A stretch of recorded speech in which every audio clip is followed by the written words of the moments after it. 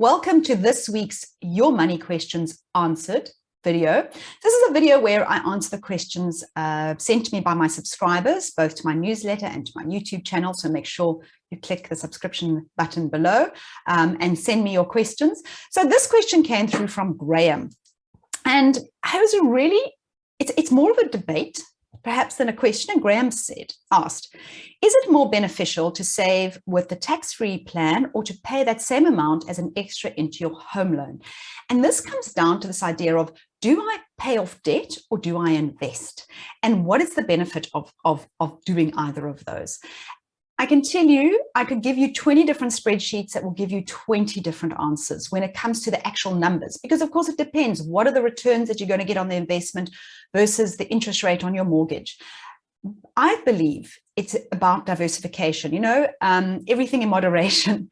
I worry when people only focus on paying off their home loan. That's all they worry about, because then they're not building investments. They're not building from that amazing compounding that happens over time. And I think I've spoken about this in the video before.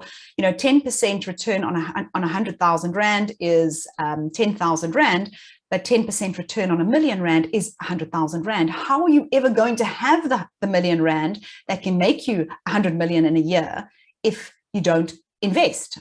So that's, for me, really important. So what I do, and I can only share with you, Graeme, what my strategy is.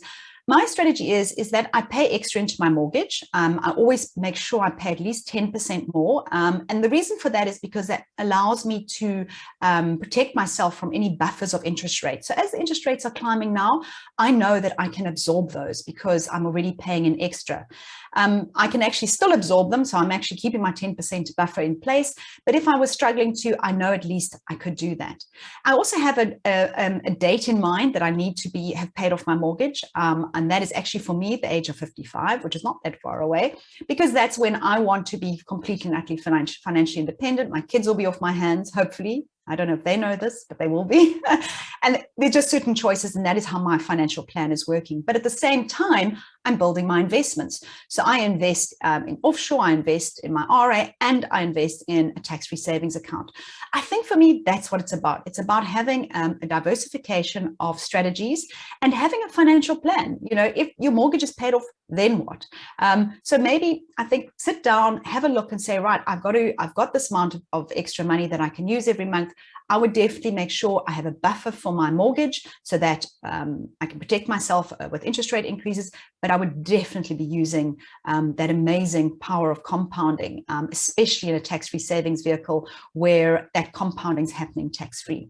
So those are my views. Of course, everybody has different opinions on this, but that's my strategy. I think my strategy may be a little bit different. If I had very high short-term debt that was maybe costing me 25% a year, there you don't want to necessarily be leaving that sort of debt and investing significantly.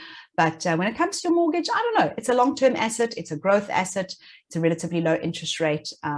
For me, I like to split them and benefit from the power of compounding. So, Graeme, hope that answers your question, gives you some ideas, and please remember to subscribe and keep sending me your questions.